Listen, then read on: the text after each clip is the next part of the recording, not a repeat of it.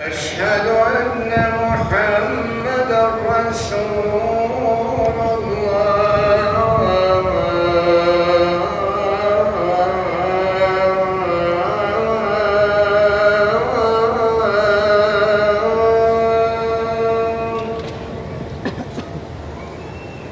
أشهد أن محمدًا رسول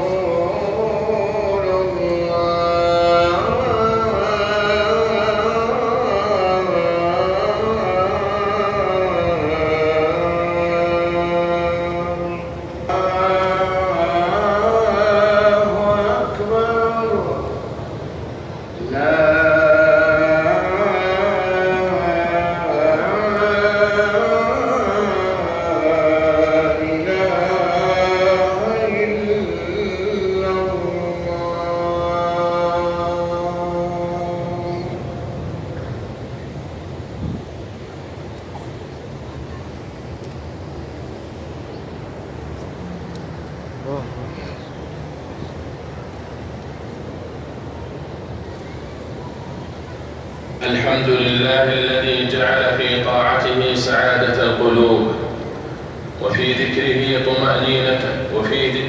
طمأنينة النفوس، وفي الإيمان به أعظم أسباب الفلاح. أحمده سبحانه وأشكره، وأشهد أن لا إله إلا الله وحده لا شريك له، شهادة تورث صاحبها السعادة في الدنيا والنجاة في الأخرى. وأشهد أن محمدًا عبده ورسوله، إمام السعداء وقدوة الأتقياء، صلى الله وسلم وبارك عليه وعلى آله وصحبه ومن سار على نهجه واقتفى أثره إلى يوم الدين.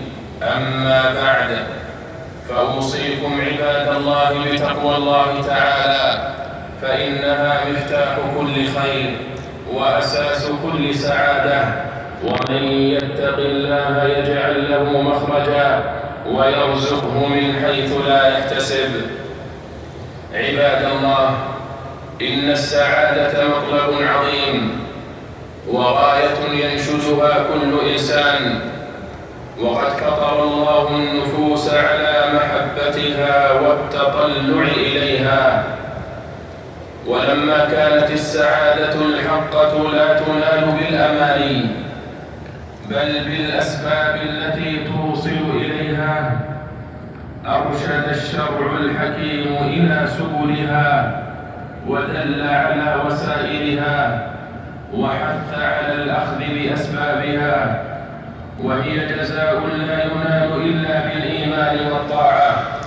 قال سبحانه: والعصر إن الإنسان لفي خسر إلا الذين آمنوا وعملوا الصالحات وتواصوا بالحق وتواصوا بالصبر.